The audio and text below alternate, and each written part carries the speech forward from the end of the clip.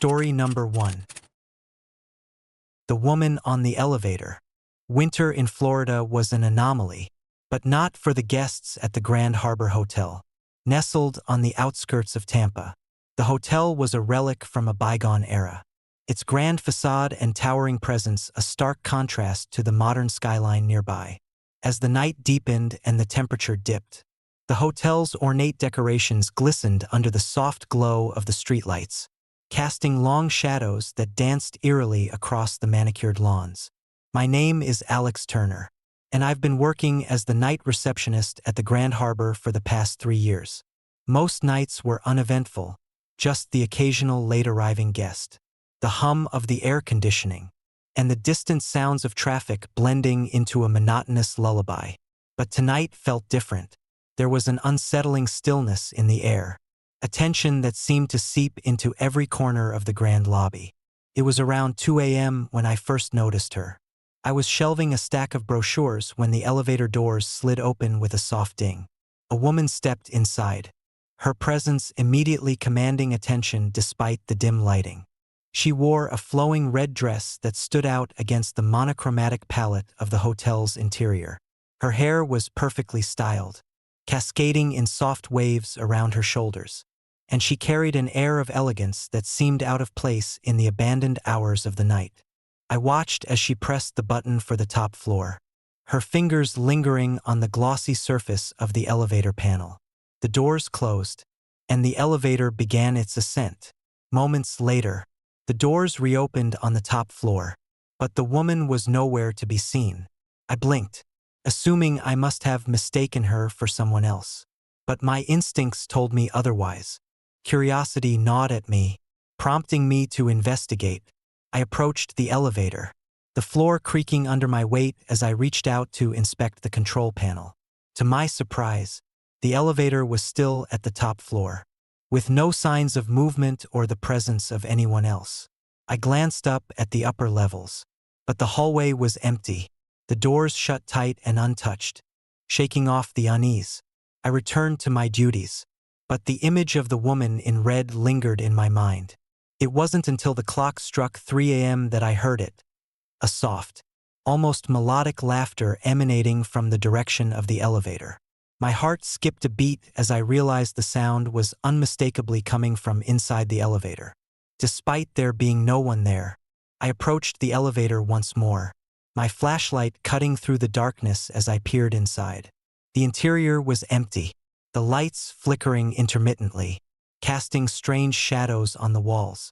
The laughter had stopped, replaced by an oppressive silence that made the hairs on the back of my neck stand on end. Determined to get to the bottom of the mystery, I decided to check the elevator's surveillance footage. Retrieving the camera from the security room, I rewound to the time of her appearance. The grainy black and white footage showed the woman entering the elevator, her movements graceful and deliberate. As the elevator ascended, her figure seemed to flicker, almost as if she were a ghostly apparition. When the doors reopened on the top floor, she had vanished, leaving nothing but the echo of her laughter. A chill ran down my spine as I watched the footage again, my mind racing with questions. Who was she? Why did she disappear? And most importantly, was the elevator malfunctioning? Or was something far more sinister at play? Determined to find answers, I began digging into the hotel's history. The Grand Harbor had been a popular destination for decades, hosting countless events, weddings, and business conferences. However, a series of unexplained accidents and mysterious disappearances had cast a shadow over its reputation. The most notable incident occurred in 1982, when a woman named Evelyn Harper vanished without a trace on the night of her wedding reception. Her disappearance had never been solved, and rumors of hauntings and curses had plagued the hotel ever since. As I delved deeper, I discovered that Evelyn had been last seen leaving the elevator with her groom, heading to their honeymoon suite. No one had seen her again, and despite extensive searches, no evidence of her whereabouts was ever found. The tragic story seemed to mirror my current experience, the woman in red possibly being a manifestation of Evelyn's restless spirit. One night, Unable to shake the feeling of being watched, I decided to confront the elevator head-on. I entered alone, the heavy doors closing behind me with a soft thud. The interior was cold, the air heavy with an unspoken sorrow. I pressed the button for the lobby, hoping to experience the same disappearance firsthand. As the elevator began to ascend, I felt a sudden drop in temperature, my breath visible in the frigid air. The lights flickered violently, casting distorted shadows that danced along the walls. The soft laughter returned, closer this time, filling the small space with its haunting melody. My pulse quickened as I strained to locate the source of the sound. Suddenly, the elevator jolted, halting abruptly between floors. Panic surged through me as I pressed the emergency button. But the line was dead. The laughter grew louder, more insistent, and the elevator began to shake violently, the floor beneath me trembling as if caught in a storm. Through the chaos, I saw her again, the woman in red. Her face was pale and drawn, her eyes hollow voids that seemed to pierce through my very soul. She reached out a hand, her fingers brushing against mine, sending a jolt of electricity through my body. "Help me," she whispered, her voice a mere breath against the roar of the malfunctioning elevator. Desperate to escape, I clawed at the control panel, trying to force the elevator to move. The laughter twisted into a sorrowful wail, echoing through the confined space like the cries of a lost soul. Tears welled up in my eyes as I realized the extent of her despair, her longing to find peace and closure. Summoning every ounce of strength, I focused on her plea, willing the elevator to obey my commands. Slowly, the doors began to move, the lights stabilizing as the elevator resumed its ascent. The woman in red faded into the background, her presence diminishing as the elevator approached the lobby. As the doors slid open, I stumbled out into the quiet lobby, the oppressive atmosphere lifting as the night reclaimed its tranquility. Gasping for breath, I looked back at the elevator, half expecting to see her lingering in the shadows. But there was nothing, only the faint imprint of her sorrowful presence lingering in the air. In the days that followed, the disturbances ceased, and the Grand Harbor returned to its usual state of calm. However, the memory of that night remained etched in my mind, a haunting reminder of the thin veil that separates the living from the restless spirits of the past. I continued my shifts with a newfound respect for the hotel's history, always watching the elevator doors with a wary eye, and hoping that Evelyn Harper had finally found the peace she so desperately sought. But sometimes, on the coldest nights of winter, when the wind howls just right and the snow blankets the world in silence, I catch a faint echo of her laughter carried by the breeze, a haunting reminder of the night I faced the woman on the elevator and helped a tormented spirit find her way to peace. Story number 2. The Midnight Patron. Winter in Colorado has a way of turning even the most vibrant landscapes into monochromatic scenes of white and gray. The snow blankets everything, muting sounds and creating an eerie silence that feels almost otherworldly. My name is Ethan Parker, and I've been the head chef at Ember's Bistro, a cozy 24/7 restaurant nestled in the heart of Denver. For the past 5 years, the restaurant is a favorite among night owls, shift workers, and those seeking a warm meal during the coldest hours of the night. But over the years, Ember's has also garnered a reputation for something far more unsettling: a mysterious patron who appears every week at precisely 3 a.m. It started innocently enough. I'd been working the late shift, prepping ingredients and ensuring everything was in order, when a man in his mid-40s walked through the door. He wore a tailored suit, impeccably clean despite the frigid weather outside, and carried a worn leather briefcase. There was something about him, an air of melancholy that clung to him like a shadow. "Good evening," I greeted him as he approached the counter. His voice was soft, almost whisper-like, but carried a weight that made my skin prickle with unease. "I'd like a coffee. Black," he replied, placing his briefcase on the counter before taking a seat at a corner table near the window. I nodded, preparing his order with a practiced hand. He watched me quietly, his eyes distant, as if he were staring into a void only he could see. I didn't think much of it until the next week, when he returned at exactly the same time, following the same routine. Each week, without fail, he'd appear, order a coffee, and sit in the same spot, never speaking a word. At first, I brushed it off as a peculiar habit. Maybe he was a writer, an artist, or someone simply seeking solitude in the middle of the night. But as the weeks turned into months, a sense of dread began to settle in. There was something unnervingly familiar about him, yet I couldn't quite place it. His presence was like a ghostly echo, lingering in the periphery of my consciousness. One particularly cold night, as the wind howled outside and the snow piled higher against the windows, the man arrived as usual. This time, however, I noticed something different. His eyes seemed hollow, empty spaces where warmth and life should reside.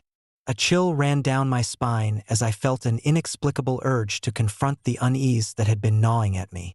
As I approached his table to take his order, he looked up, and for a moment, our eyes met.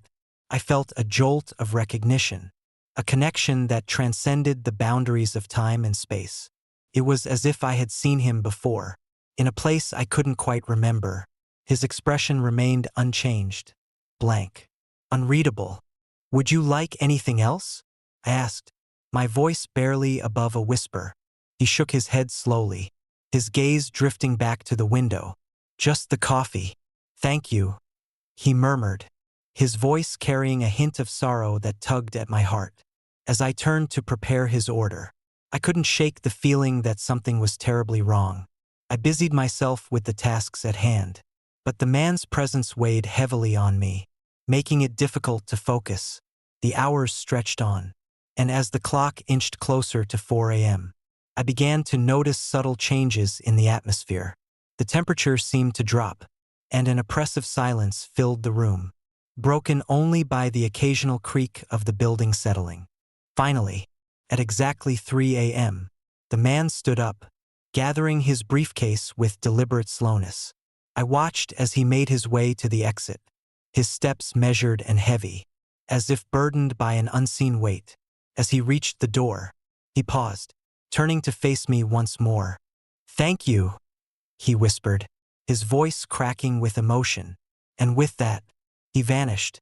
I blinked, disoriented, as the absence of his presence left a void in the room. Confused, I glanced around, expecting to see him standing beside the counter. But there was no trace of him, no lingering scent of his cologne, no disturbance in the air. It was as if he had never been there at all. Shaken, I called out to my fellow staff members, only to receive blank stares and dismissive responses. They insisted that the man had never been there, that I must be imagining things.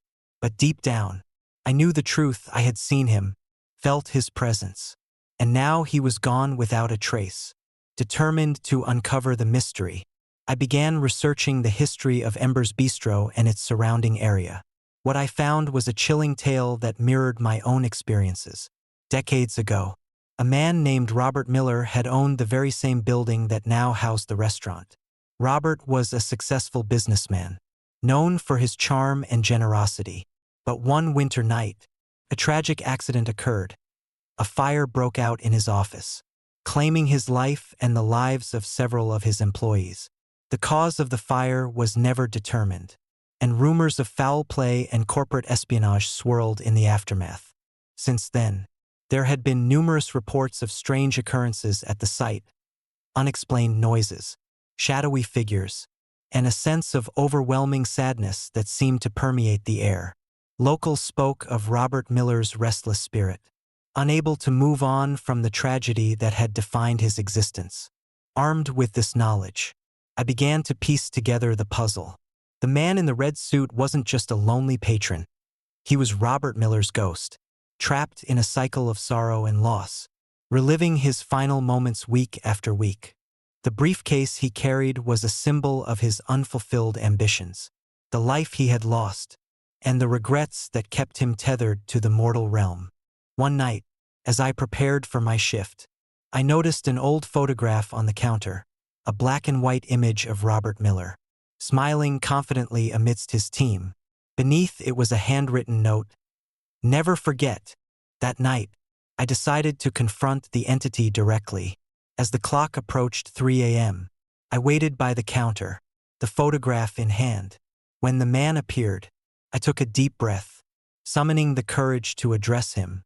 "Robert," I called out softly, my voice wavering with a mix of fear and compassion. He turned to face me, his hollow eyes meeting mine with an intensity that shook me to my core. "Why can't I go?" he asked, his voice filled with anguish. Tears welled up in my eyes as I stepped closer, the weight of his sorrow pressing down on me. "You don't have to relive this anymore," I whispered. "Let go of the past. Find peace." He looked down, his expression pained. "I can't forget," he murmured. "The loss, the betrayal, it binds me here." Determined to help him find closure, I researched ways to communicate with restless spirits and sought the assistance of a local medium. Together, we returned to Ember's Bistro, ready to confront the lingering presence of Robert Miller. The night was cold and quiet, the restaurant bathed in the soft glow of the moonlight streaming through the windows. I stood by the counter, holding the photograph, while the medium began her incantations, her voice steady and soothing. The temperature dropped once more, and the air thickened with anticipation. As the medium chanted, the man in the red suit appeared before us, his presence more solid yet still marked by sorrow. "I need to move on," I called out, my voice filled with earnestness. He looked around, his hollow eyes searching ours for understanding. "How?" he asked, desperation evident in his voice. The medium spoke gently, her words weaving a bridge between our world and his. "Robert, it's time to release the pain, to forgive and let go. Your journey has been long, but peace awaits." A moment of silence passed, the tension in the room palpable. Then, slowly, his expression softened, the weight of his sorrow lifting as a sense of calm washed over him. "Thank you," he whispered, his voice now filled with gratitude rather than despair. With that, he began to fade, his form dissolving into the night air like mist under the morning sun. The oppressive chill lifted, replaced by a warm sense of relief that settled over the restaurant. The photograph on the counter shimmered briefly before settling into its place, now carrying an aura of peace rather than sorrow. In the days that followed, the strange occurrences ceased, and Ember's Bistro returned to its usual state of quiet tranquility. The memory of Robert Miller's ghost lingered, a reminder of the thin veil between the living and the dead, and the power of empathy and understanding to bridge that gap. But sometimes, when the wind howls just right and the snow blankets the world in silence, I catch a faint echo of his gratitude carried by the breeze, a haunting reminder of the night I faced the ghost of Robert Miller and helped him find the peace he so desperately sought. Story number 3. Strange knocking at the office door. Winter in New York City has a way of intensifying the city's relentless pace, wrapping the towering skyscrapers in a blanket of snow that muffles the usual cacophony. For most, the season is a time of festivity and reflection. But for me, it marked the beginning of an ordeal that would blur the lines between reality and nightmare. My name is Daniel Harris, and I work the night shift at a modest office on the 14th floor of a glass-paneled building in Midtown. The job was never glamorous, but it paid the bills and offered a semblance of routine in an otherwise chaotic life.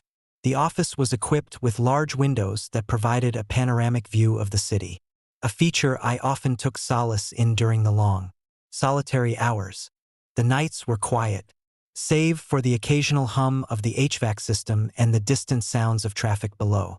I usually spent my time organizing files, responding to emails, and occasionally watching the city lights flicker against the dark sky. It was during one of these uneventful nights that the strange knocking began. First, it was subtle, a faint tapping that seemed to emanate from the window panes themselves. I dismissed it as the wind or the building settling under the weight of winter. However, as nights turned into weeks, the knocking grew more persistent, more insistent. It was as if someone, or something, was trying to get my attention. I remember the first night it truly unnerved me. The clock struck 2 a.m., and I was engrossed in a particularly tedious report when the knocking began. It was rhythmic, almost methodical, echoing through the quiet office. My heart raced as I glanced towards the nearest window, half expecting to see a prankster or perhaps a maintenance worker. But there was nothing, just the vast expanse of the city, blanketed in snow. Probably just the wind, I muttered to myself, attempting to shake off the unease that settled in my chest. But the knocking continued, growing louder and more frantic. I stood up, my chair scraping against the floor, and approached the window cautiously, peering outside. I saw nothing unusual, no figures, no movement, just the stillness of the night. Shaking my head, I turned back to my desk, trying to focus on the report. But the knocking had a way of infiltrating my concentration, a relentless reminder that I wasn't alone. Sleep-deprived and increasingly paranoid, I began to dread the nights, fearing what or who might be on the other side of the glass. It was during one particularly cold night that the knocking took a sinister turn. I was deep into my work, the fluorescent lights casting harsh shadows across the room. When the sound changed, no longer just a tapping, it became a distinct, urgent pounding. My pulse quickened as I approached the window once more, determination overriding my fear.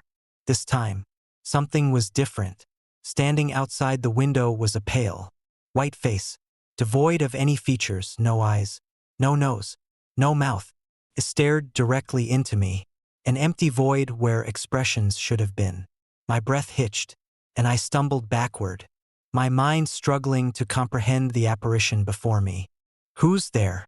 I called out, my voice trembling despite my efforts to steady it. But there was no response, only the icy wind swirling around the formless face.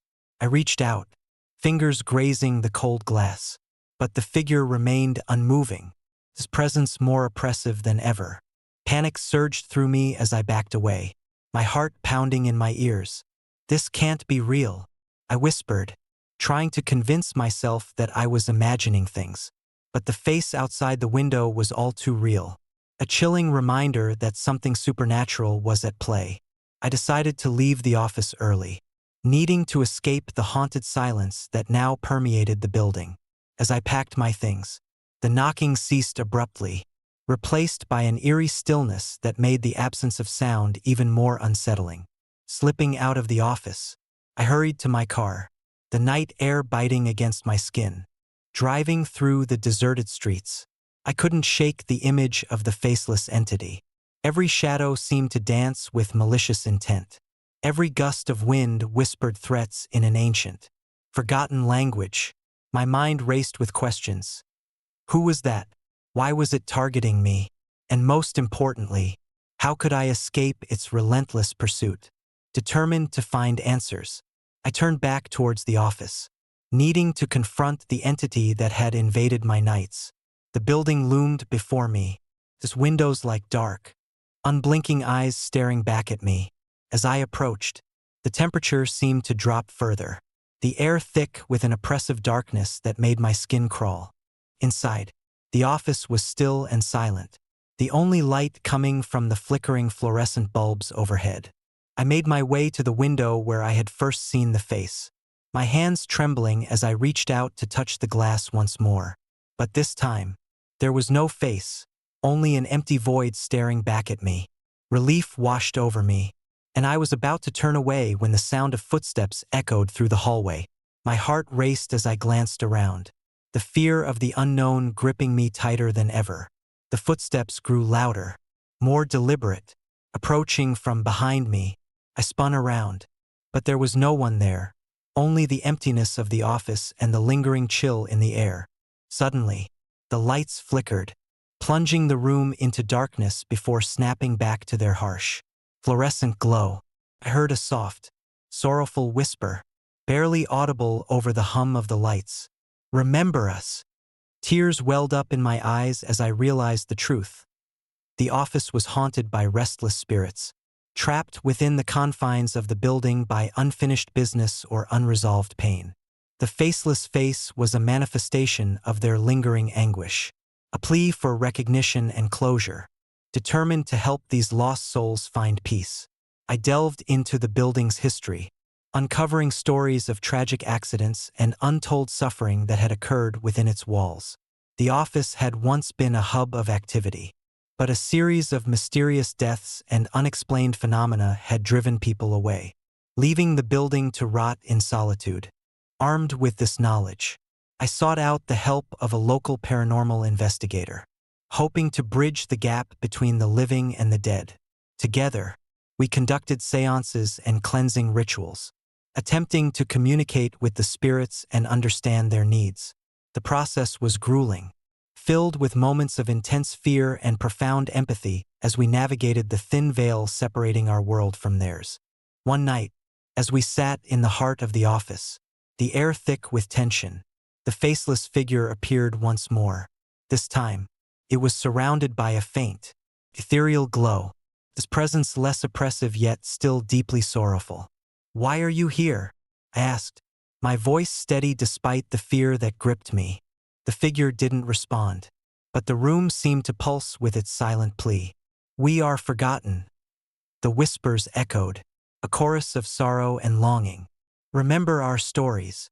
Moved by their pain, I vowed to honor their memories, ensuring that their stories were not lost to the passage of time. We continued our efforts, documenting each encounter, each whisper of the past, until the office began to change. The oppressive chill lifted, the air filled with a sense of calm and closure that had long eluded the building.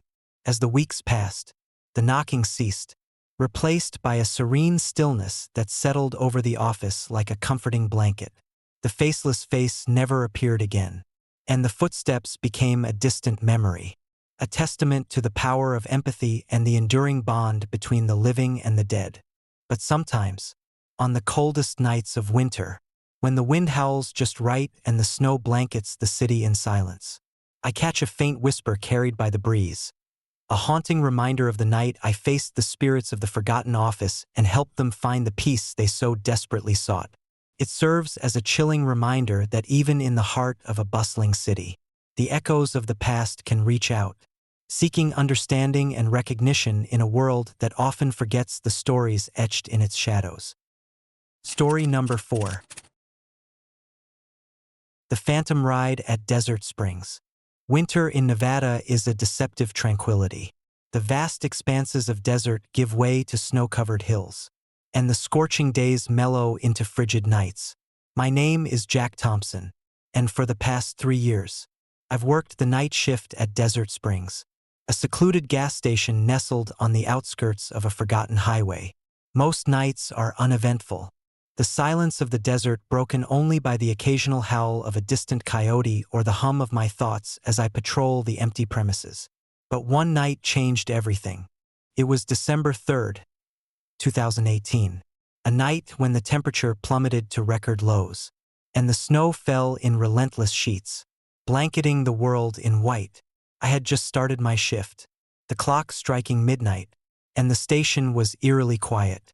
The gas pumps stood motionless, their digital displays casting a cold glow in the darkness.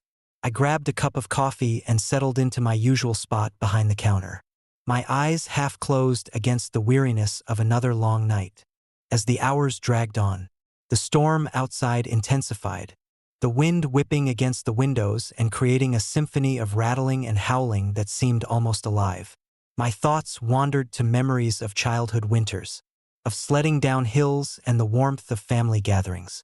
But tonight, those comforting images were overshadowed by a growing sense of unease. Around 2 a.m., the familiar chime of the station's entrance door signaled the arrival of the first customer. A lone figure approached the pump, their car pulling in smoothly despite the treacherous conditions.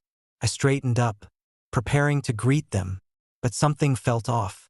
The car was an old sedan, its paint faded and windows slightly fogged, but it was fully functional. its engine purring like a contented cat in the midst of a storm. The driver exited the vehicle. A man dressed in a heavy parka, his face obscured by the hood. He moved with a deliberate slowness, as if weighed down by invisible burdens. I watched him approach the pump, his steps measured and precise. "Good evening," I called out, trying to mask the apprehension creeping into my voice.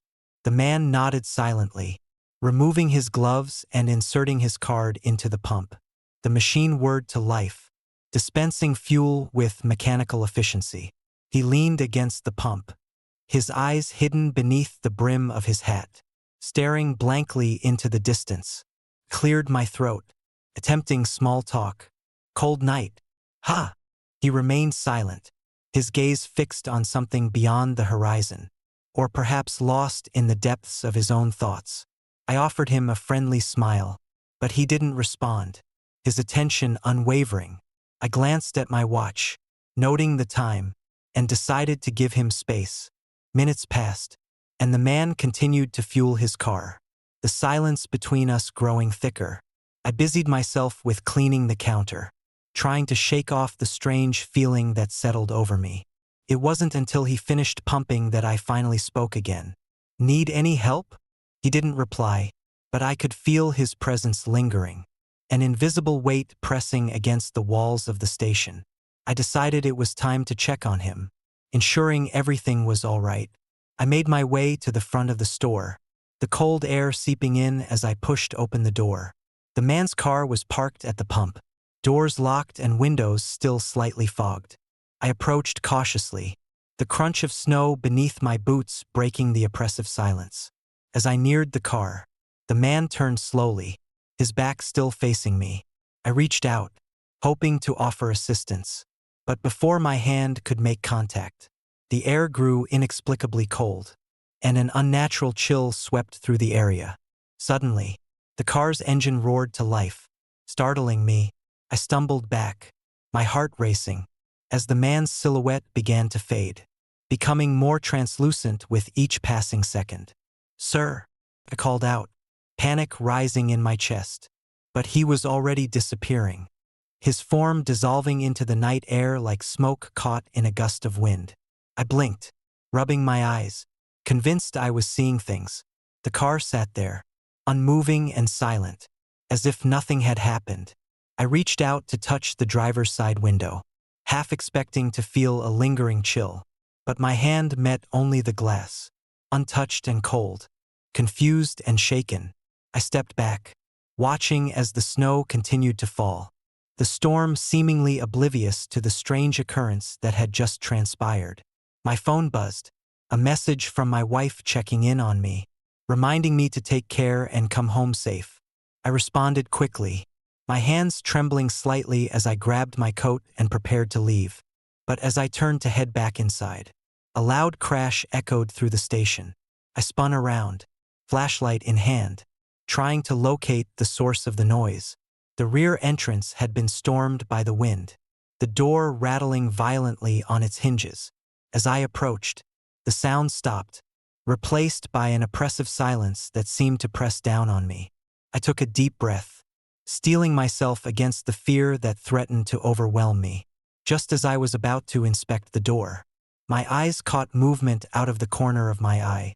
A shadowy figure stood at the edge of the pump area, its form indistinct and wavering, like a reflection in disturbed water. I froze, my pulse quickening as the figure slowly turned to face me. There was no face, no features, just a dark, formless presence that seemed to absorb the light around it. The air grew colder still, my breath visible in the frigid air as the figure began to move towards me. I backed away, heart pounding, as the entity advanced with an unnatural grace, its movements fluid yet ominous. "Help us!" A whisper seemed to echo through the room, a plea that resonated deep within my soul.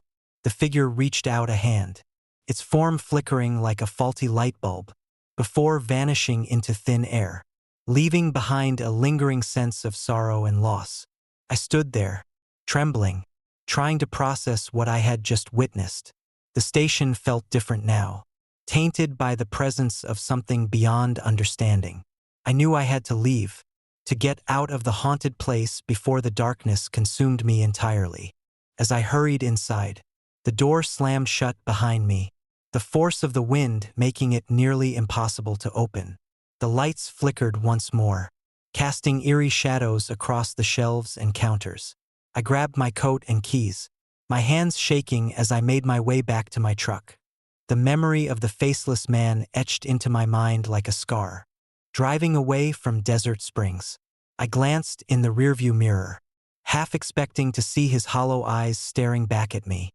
But there was nothing, just the endless expanse of snow-covered desert stretching out before me, silent and unforgiving.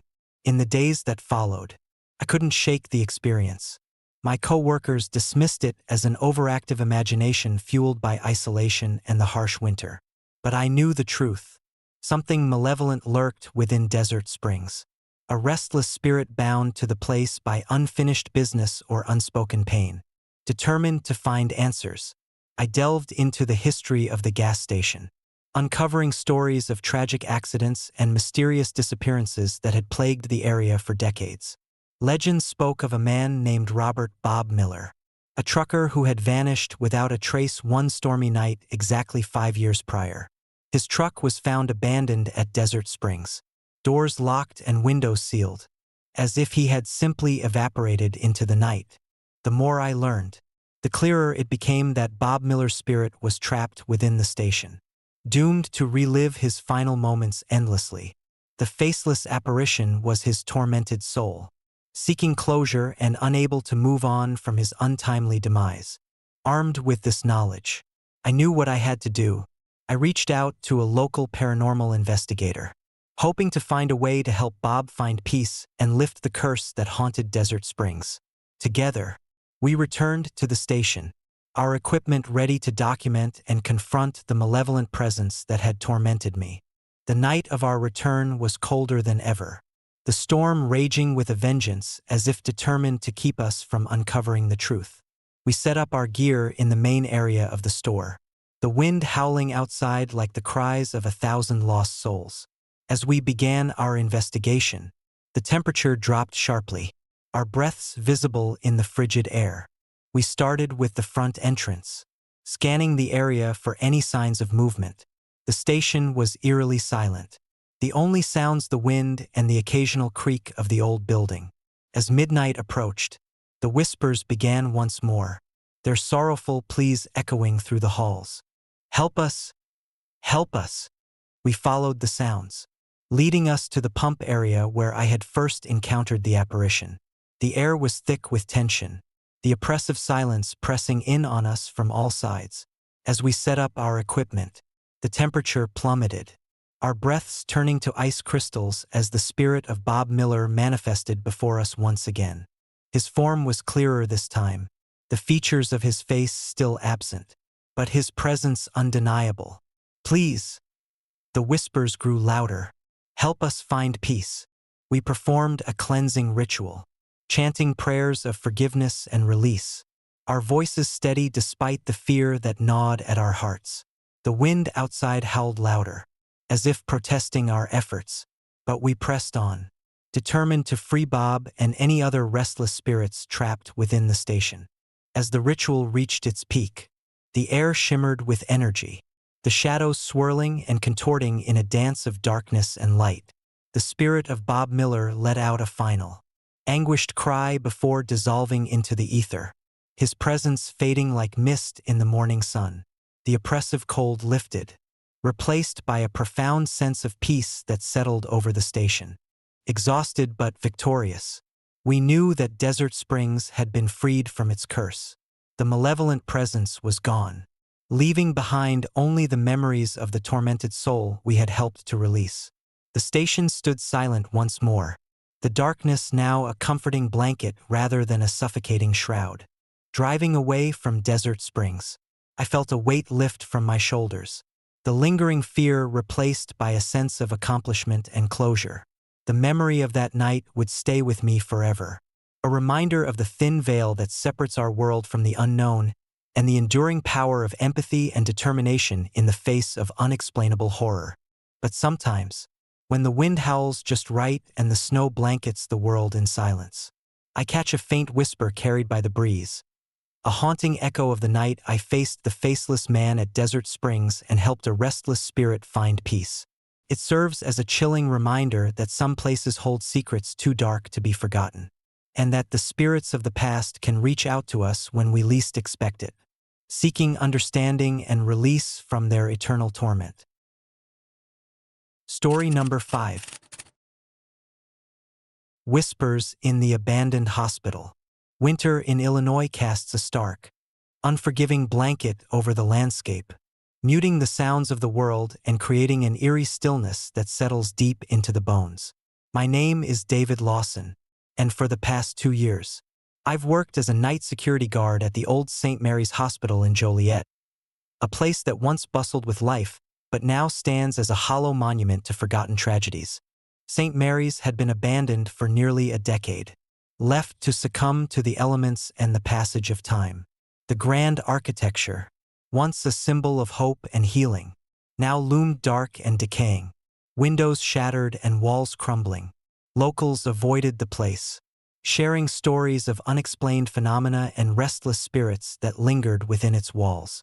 As a skeptic by nature, I dismissed these tales as mere folklore until the night the whispers began.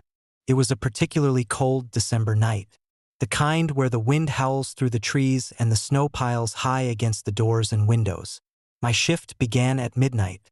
The only sounds the distant howl of the wind and the creaking of the old building settling into its slumber. I walked through the main entrance, my flashlight cutting through the darkness, casting long, wavering shadows on the walls adorned with peeling paint and faded murals.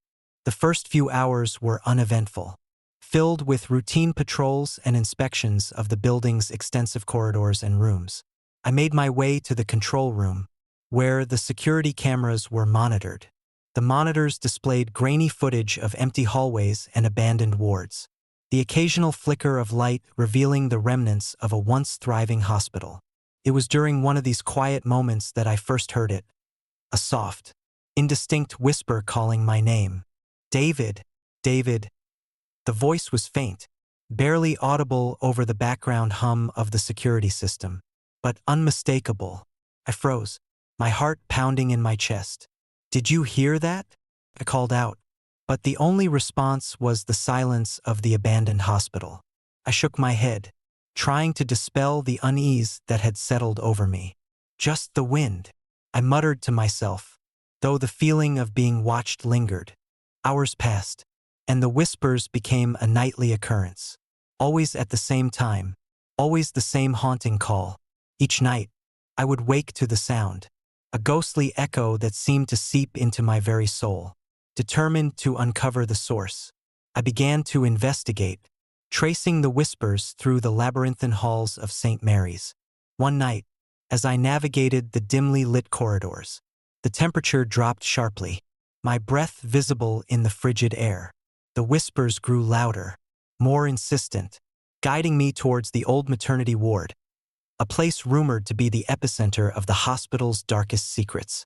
The door to the ward stood ajar, the squeak of hinges the only sound as I pushed it open, flashlight in hand. The room was frozen in time, beds lined up in neat rows, each one empty but for the thick layer of dust that coated everything. The air was thick with the scent of mildew and decay, a testament to years of abandonment. As I stepped further into the room, the whispers intensified, the voice of a woman clear and sorrowful. "Help us!" I spun around, trying to locate the source, but the room was empty. Panic clawed at me as I realized I wasn't alone. Shadows danced at the edge of my vision, fleeting glimpses of figures that vanished when I turned to look. My flashlight flickered, the beam wavering as the room seemed to close in around me. Suddenly, a cold wind swept through the room, extinguishing my flashlight and plunging me into darkness. My heart raced as I fumbled for the battery pack. The whispers now a cacophony of desperate pleas and anguished cries. "David, help us!"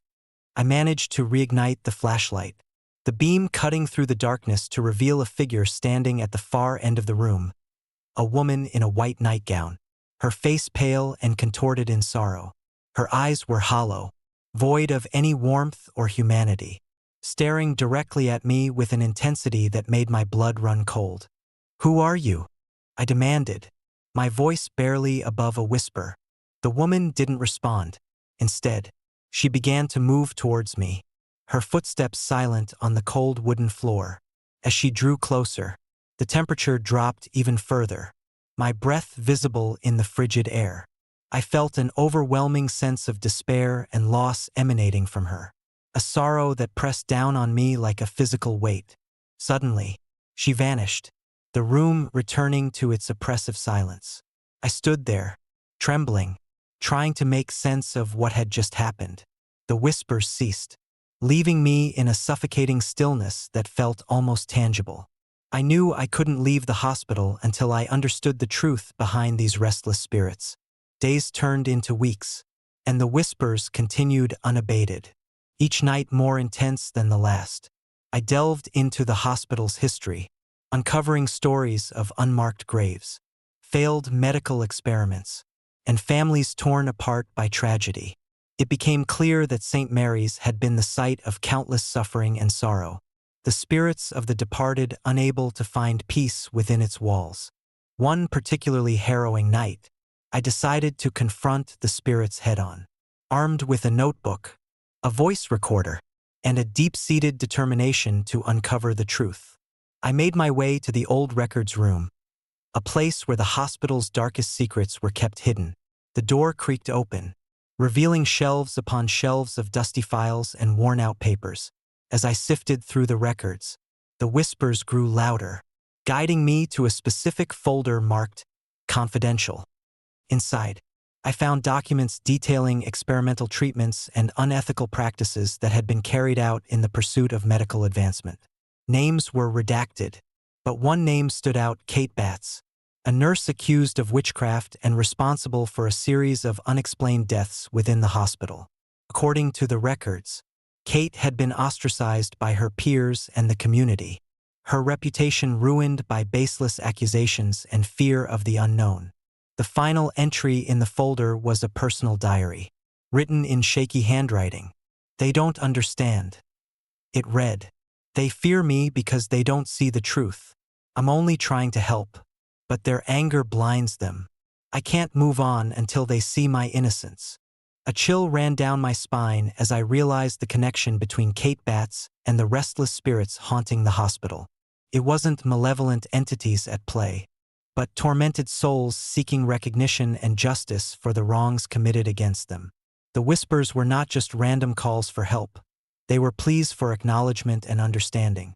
Determined to bring peace to these spirits, I organized a memorial within the hospital, gathering information from the records to expose the truth behind Kate Batts and the tragic events that had unfolded.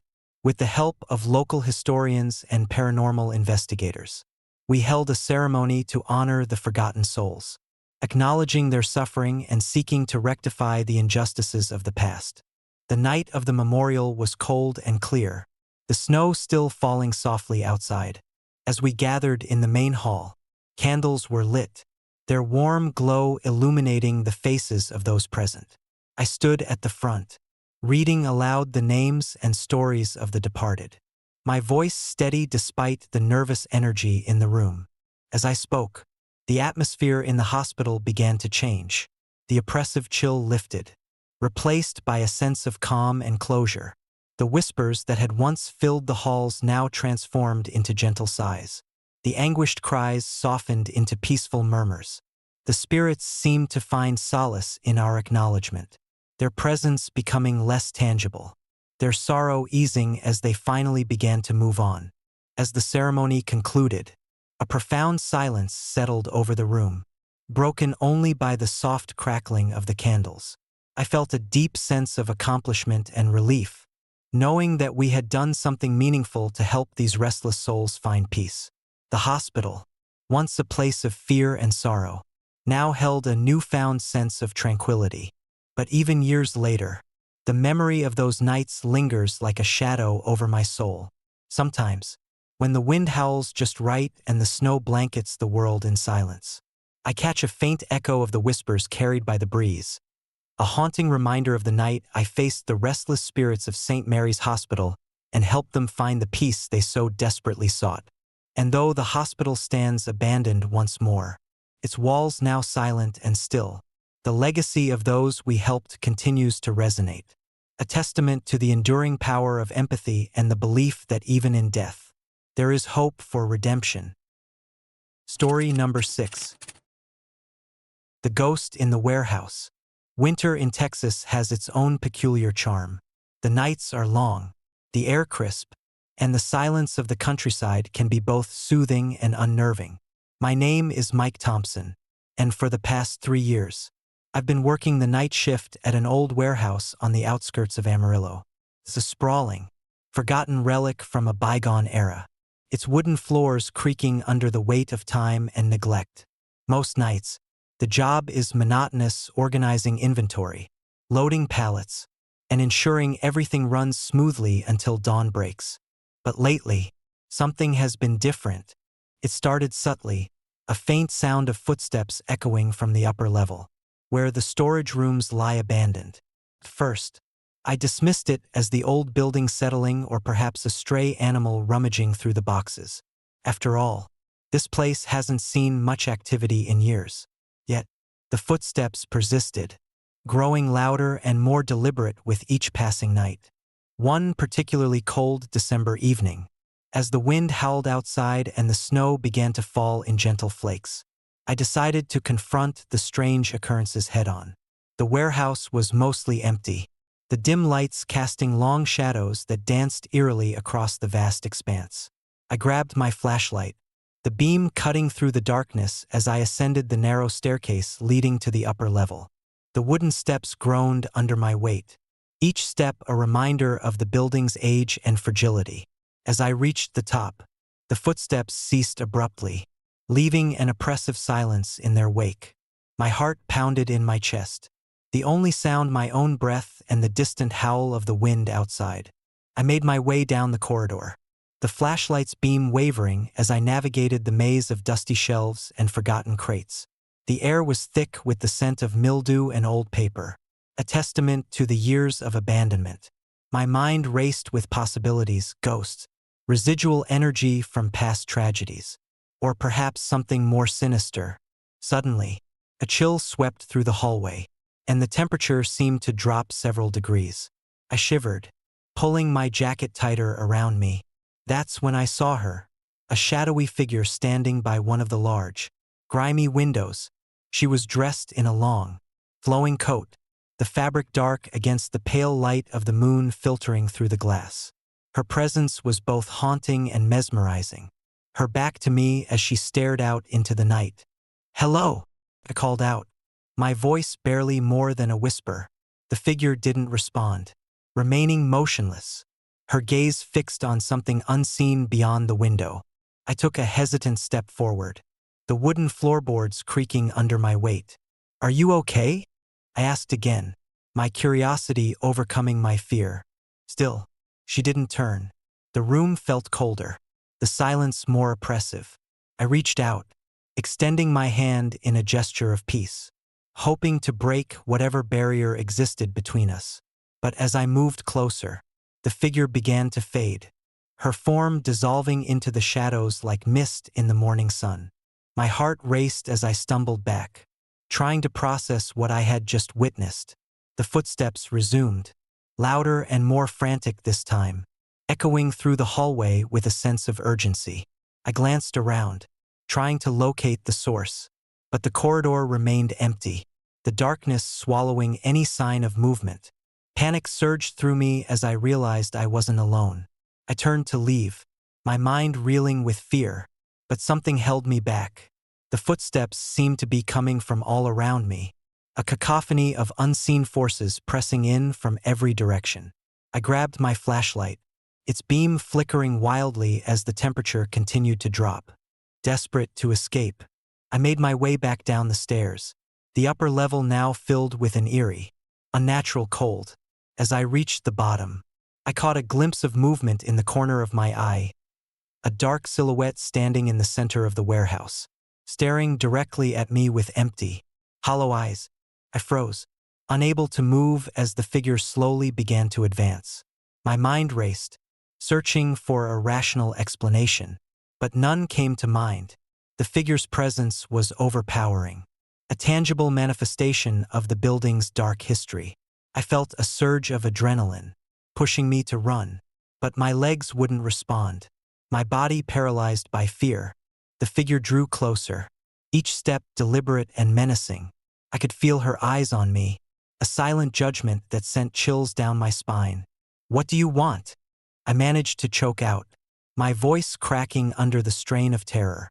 She stopped inches from me, her face still blank, devoid of any emotion or recognition. In that moment, I felt an overwhelming sense of sadness and loss, as if she were a ghost trapped between worlds, unable to move on from some unfinished business. Before I could react, she raised her hand, her fingers stretching out towards me. A cold wind swept through the warehouse, extinguishing my flashlight and plunging me into complete darkness. The air was thick with the scent of decay and despair, the oppressive silence broken only by the sound of my own frantic breathing. I felt her presence pressing in on me, her cold breath on my face as she whispered words I couldn't understand. The temperature continued to drop, my body numbing against the icy air. I could feel myself slipping, losing consciousness as the darkness consumed me. When I awoke, I was lying on the cold, wooden floor, the sound of my own breathing filling the silence. My head throbbed with pain, and my body felt heavy, as if weighed down by an invisible force. I tried to sit up, but a wave of dizziness washed over me, forcing me back to the ground.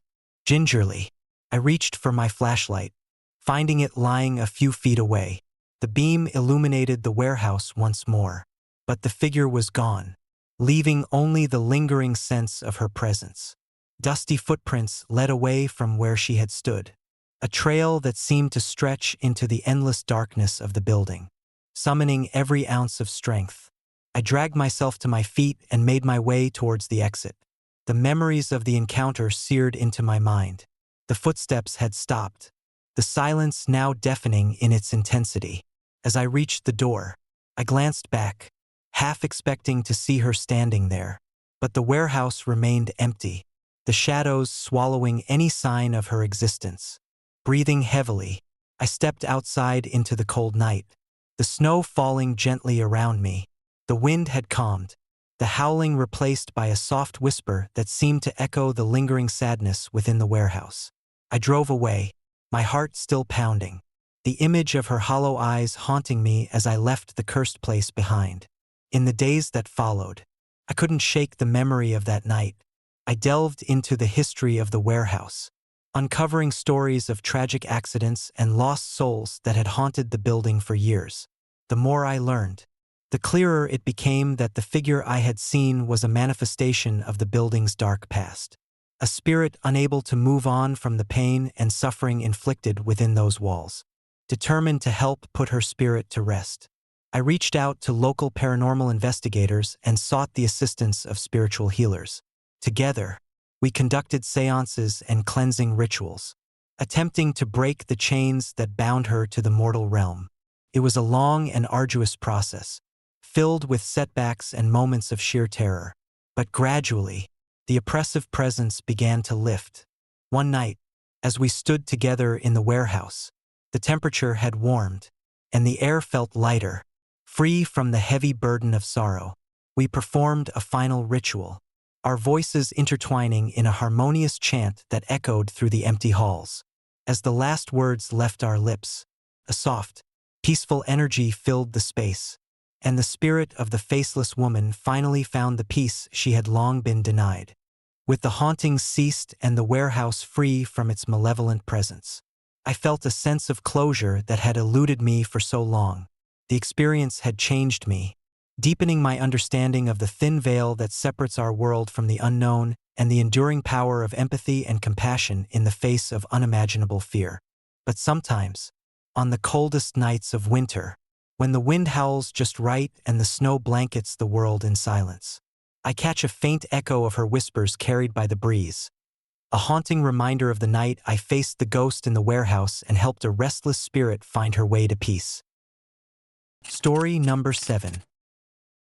The faceless customer at the convenience store.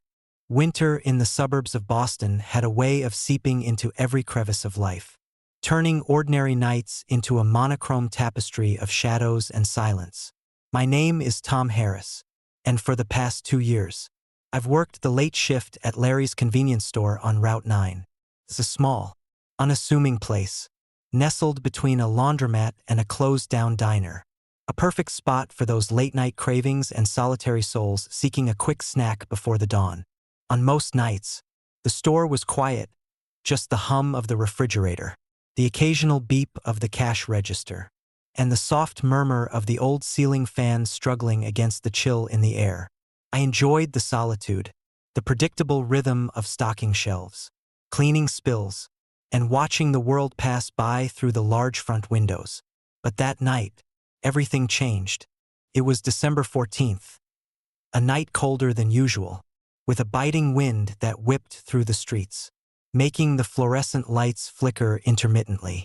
I was restocking the snacks aisle, the familiar rustle of chips and candy wrappers a comforting background noise, when I heard the bell above the door jingle. I glanced up, expecting the usual late-night wanderer, perhaps a college student studying in a nearby library or a tired trucker looking for a quick bite before hitting the road again. But as I looked up, my breath caught in my throat.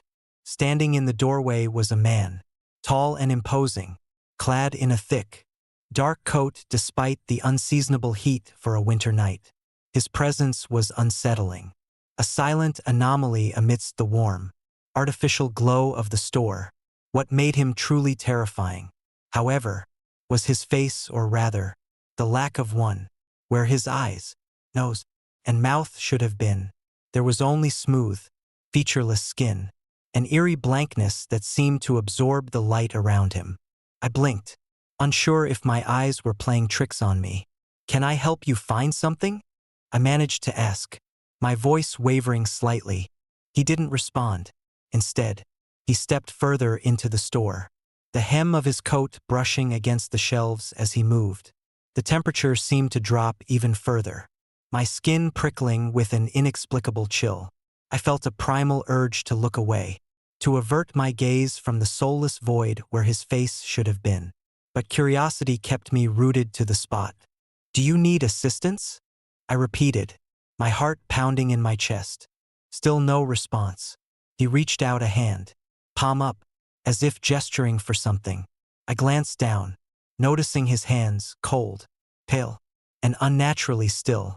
My mind raced, trying to rationalize the impossible sight. "Do you want something to drink? Or maybe a snack?" I offered, attempting to break the tension. Without warning, the man turned sharply, his movement jerky and unnatural, as if his body wasn't entirely under his control. He began to walk towards the back of the store, passing the checkout counter and heading towards the entrance of the storage room. My instincts screamed at me to follow, to confront whatever this apparition represented. But fear held me back. I watched as he disappeared into the storage room, the door closing behind him with a definitive thud. The silence that followed was deafening, the store once again enveloped in its usual stillness. I took a deep breath, trying to steady myself, and approached the storage room to see if he had left anything behind. As I reached for the door handle, a cold draft swept through the aisle, sending a shiver down my spine. The lights flickered again, casting long, wavering shadows across the shelves. I hesitated, heart racing, before slowly opening the door. The storage room was empty, save for the stacks of boxes and supplies neatly arranged on the shelves. No sign of the man, no evidence of his presence except for a faint, lingering chill in the air. I shook my head, convincing myself it must have been a hallucination, a trick of the mind fueled by the stress of the night. Relieved, I turned to leave the storage room when I heard it, a soft, guttural chuckle that echoed through the aisles. sending a jolt of fear through my entire body. I spun around, flashlight in hand, but the store was still empty. The only evidence of his presence was the faint imprint of his steps on the cold floor and the lingering sense of dread that clung to the air. Panic set in as I realized I wasn't alone. I glanced towards the security cameras mounted above the aisles, my mind racing to recall if anyone else had seen the faceless man.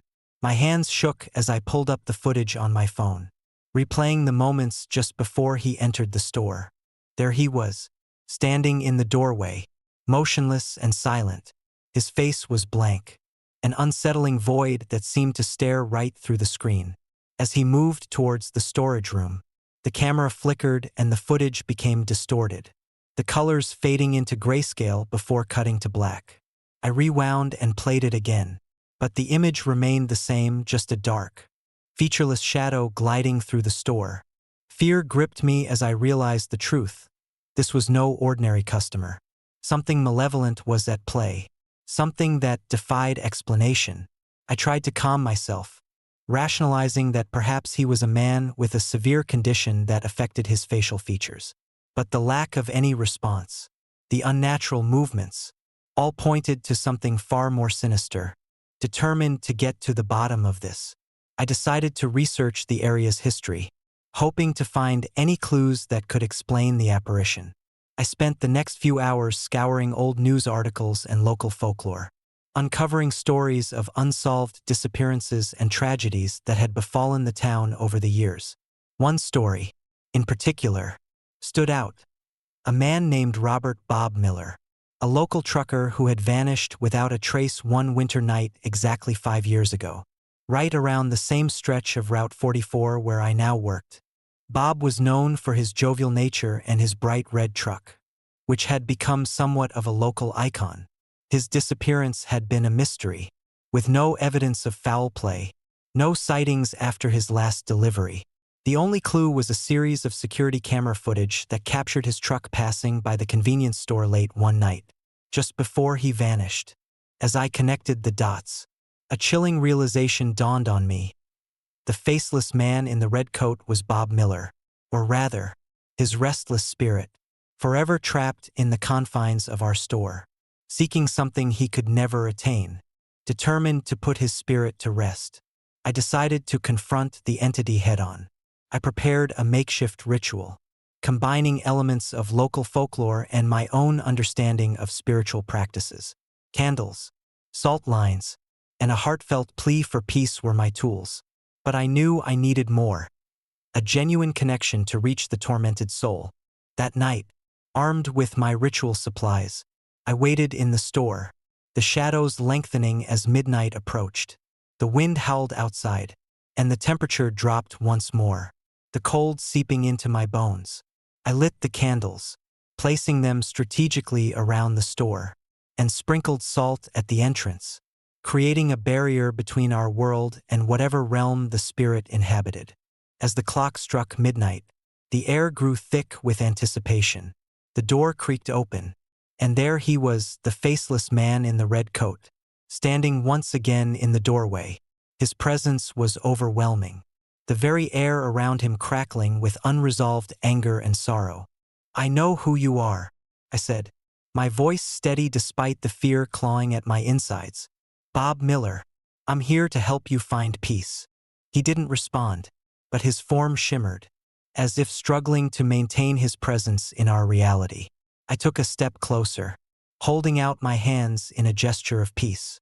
"You don't have to linger here anymore. Let go of your pain and move on."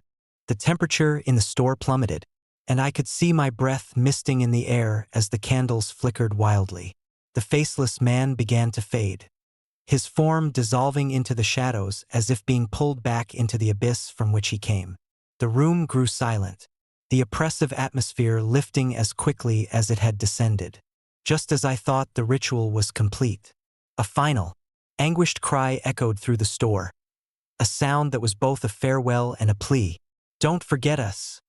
The voice reverberated, a haunting reminder of the lives lost and the spirits that lingered in search of closure. With that, the presence vanished, leaving me alone in the now peaceful store.